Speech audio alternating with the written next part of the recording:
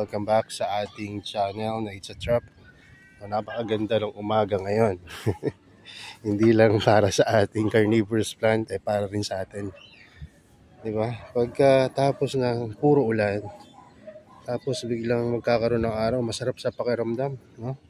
Kakatanggal ng mga sakit-sakit sa katawan, no? Sa mga halaman naman natin, tuwan-tuwa sila kasi makakapag-photosynthesis sila. Pero ngayon, ang ating tatalakayin ay tungkol sa isang uri ng Nepenthes, no? Kasi ito yung request ng ating isa sa mga viewer at isa ring bumibili sa ating Shopee store. No, ano ba yung Nepenthes ng mga highlands, no? Nabubuhay ba to sa lowland condition? No, ang sagot ko po, no, napakahirap buhayin ng mga highlands sa lowland condition. Pero may mga iilan na mga highlands, no, na kaya na mabuhay, no, sa outdoor condition, no. Isa na doon yung Nepenthes truncata, di ba? Pa-lowland siya, intermediate highlands, buhay na buhay, no. Pero ang tanong, paano naman yung iba, no? Tulad na lang nung Nepenthes peltata. Nung una ko po inalagaan yung Nepenthes peltata, sabi ko malabo kasi mabuhok, no, at napakataas ng elevation nito pagka nasa wild. Ayan. So ang ginawa ko doon, ilagay ko muna sa lilim, no, at sabi ko mabubuhay ko kaya to, no? Ayun yung tanong ko. So nung tumagal, nabuhay naman, no, pero ang problema, namatay yung mga old feature niya. Tapos ang tagal bago magkaroon ng new feature na acclimated sa outdoor, no. Pero, no, nagulat ako dahil kahit na nasa lowland conditions na sila dati, wala pa to, di ba? Kagagawa lang natin ito nung nakarang araw. Pero nung napunta sila sa lowlands, ay unti-unti silang nag-produce ng feature. Oo, mas maliit kesa nung una ko silang na-receive. Mas maliit yung feature nila. At tila ba, no, hindi ganun ka-mature tulad ng mga original feature nila. Pero nabuhay sila. At hindi lang nabuhay, nag-produce rin ng mga basals, no, na mas sanay doon sa outdoor condition. So ang tanong, mabubuhay nyo ba yung mga highland condition sa outdoor? No, masasabi ko na kaya nyong buhayin. Pero hindi sa lahat ng oras mapapaganda nyo, no.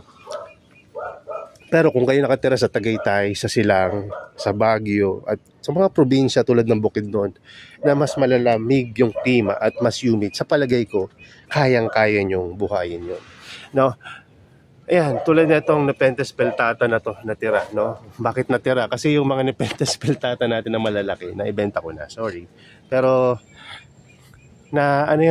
na-ibenta ko na at tatanong natin kung nabuhay ba nila, napaganda nila, na-produce ba ng mas malalaking feature. Pero tingnan natin to.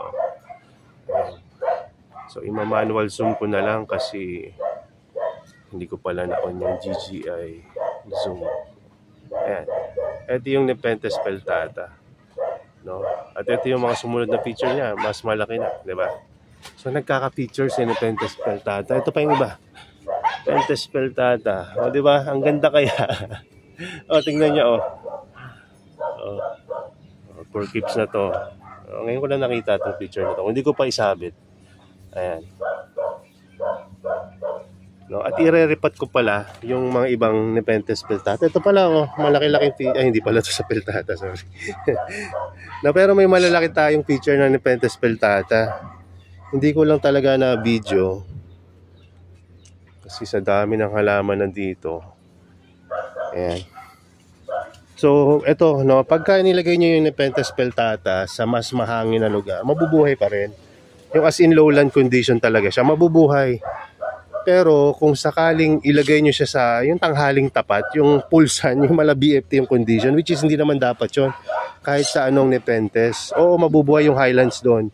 Pero yung yung mga lowlands mabubuhay doon. Pero yung mga highlands tulad ng peltata, kayang mabuhay, kaya lang hindi siya gaganda, no? Matutuyo siya pagdating ng panahon. Tingnan niyo to. Ito nilagay ko sa, no, halos outdoor pulsan. So anong nangyari? Natuyo. No, so nag-basal siya at masanay na to sa outdoor condition. Pero hindi pa rin ganun kaganda, no?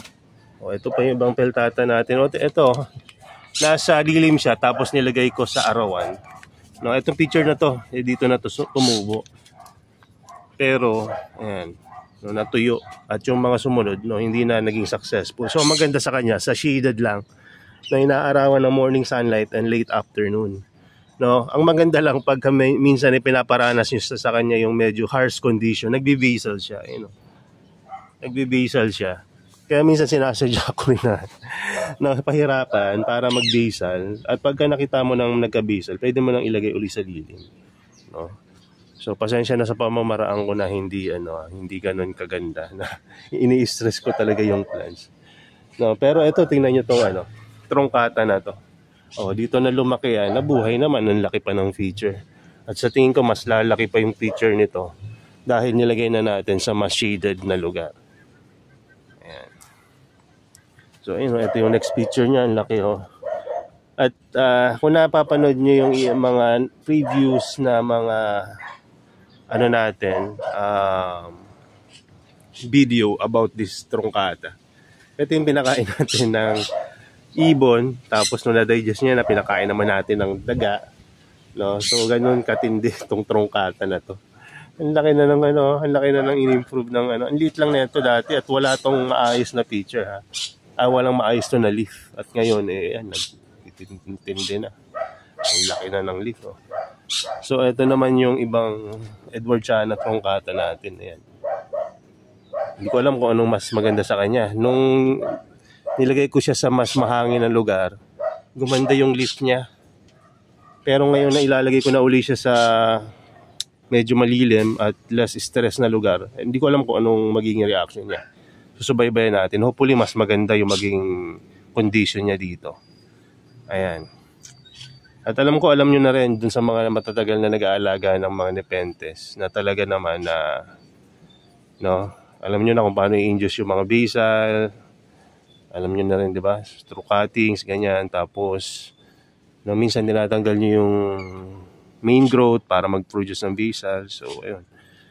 So, kung gusto nyo mas bigyan natin ng panahon yan, pag-usapan sabihin nyo lang, gawa natin ng video.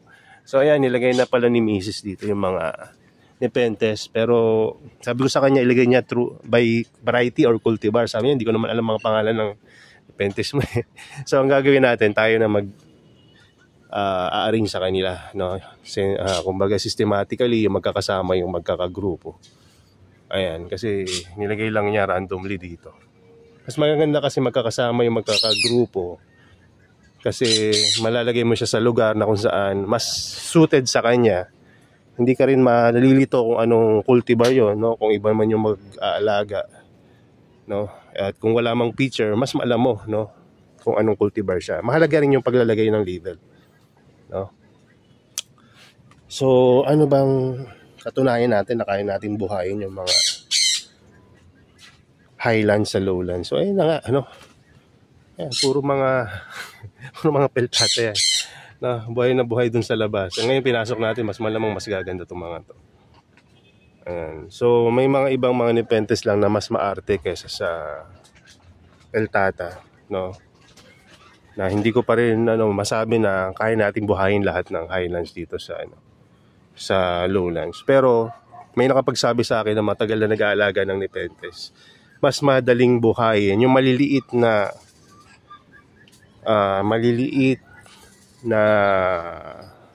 nepenthes. Yung kumbaga magsisimula ka sa seedling, di ba? The best talaga true seeds, no? Kasi para mas acclimated na doon sa lugar. Kaya nga tayo, gustong-gusto natin magtanim ng true seeds kasi alam natin na itong mga seeds na tutubo na to na atin borrow naman to, acclimated na sa outdoor, no? Kaya magtatanim tayo nito mamaya, marami tayong tatanim nito at ilalagay natin sa separate videos na siguro yan,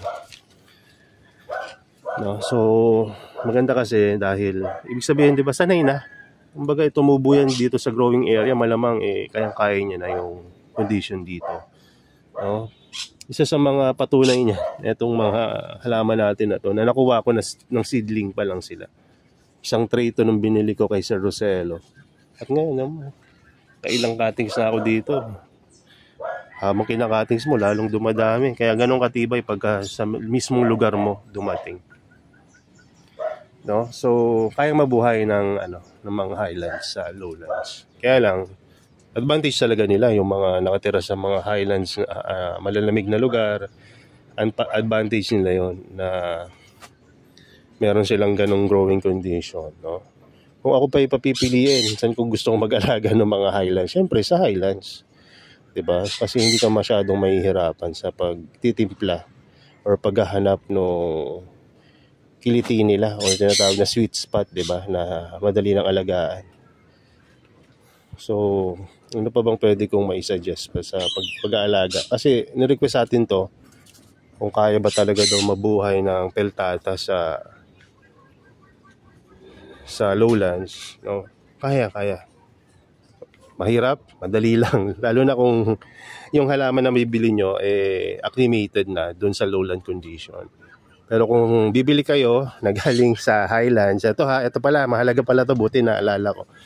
Kung bumili kayo ng halaman na highland na, ito na nga, peltata, bumili kayo ng peltata na nakatira halimbawa sa mga bulubundukin lugar o kaya malalamig na lugar, tapos inalagaan nyo sa lowland, mahirapan kayo. Sinasabi ko na. Kasi bakit nakabili na ako? At tinry ko, siguro sa 10 na nabili ko na galing sa highlands, ang nabuhay ko lang doon ay wala pa sa kalahati. Ganon kahirap. Siguro dahil hindi nga ako ganon kagaling sa Nepenthes. At ayun yung aking experience talaga. Pero kung ayan, naalagaan sa lowlands, sa highlands, tapos nilagay niya sa pulsan, tapos established na, mabubuhay niyo yun. Siguro napakaliit lang ng chance na mamatay yung mga plants yun na yun.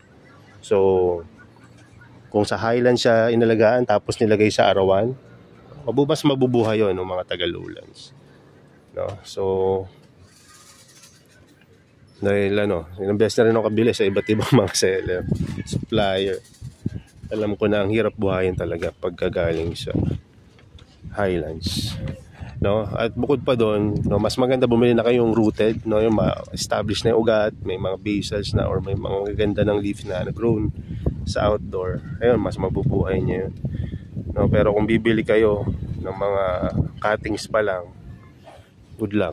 Sasabi ko na lang good luck kasi ang hirap buhayin nun, no? At iwasan nyo rin talaga na bumili sa mga galing talaga sa illegal na pamamaraan, no? Kasi yung mga ganun, bukod sa kakaba-kaba pa kayo, baka mahuli kayo, hindi nyo mabubuhay. Sayang lang.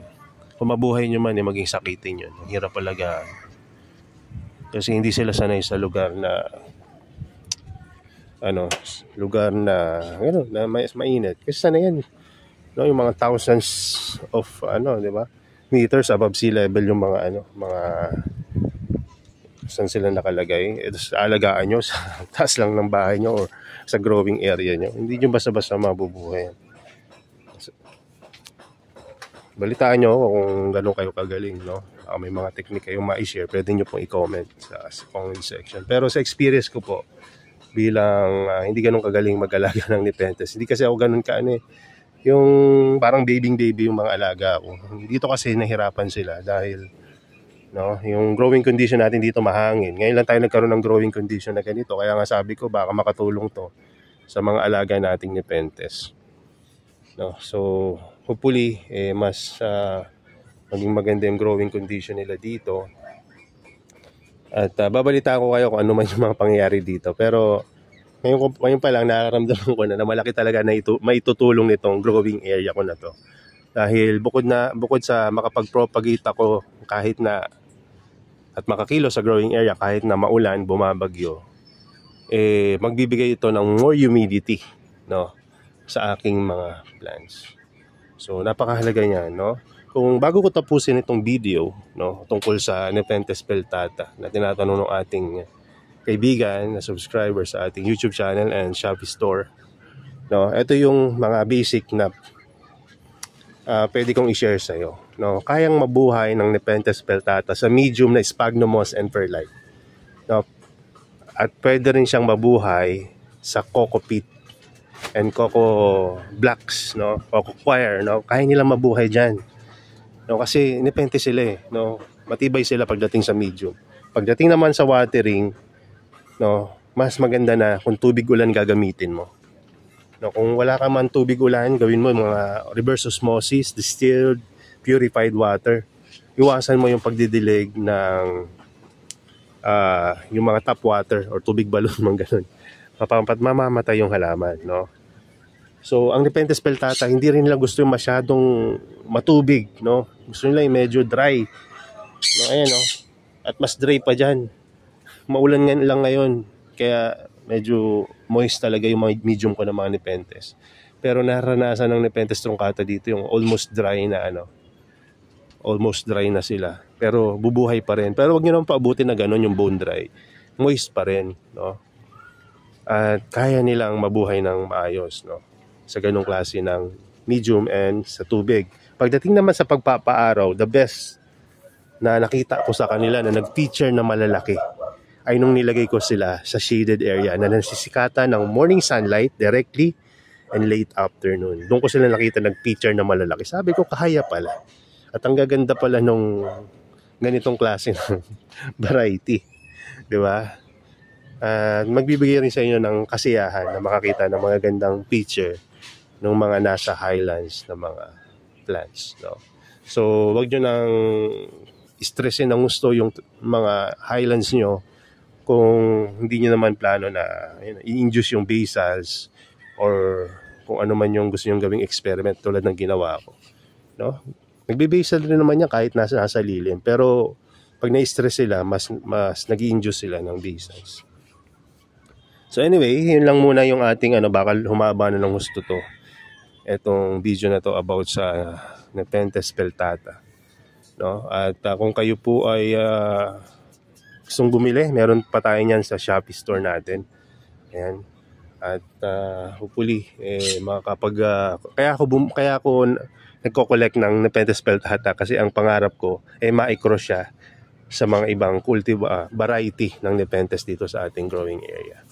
At makapag-produce tayo ng own seed natin, which is, I think, maging malaking tulong yon sa community natin na makapagpatubo tayo ng mga highlands na mga seeds, no, dito sa ating mga growing area. Kasi sanay na sila, no, maubos man yung, wag naman sana mangyari, pero no, ma-damage man yung mga nasa wild, no, at least meron tayong mga next generation makikita pa to.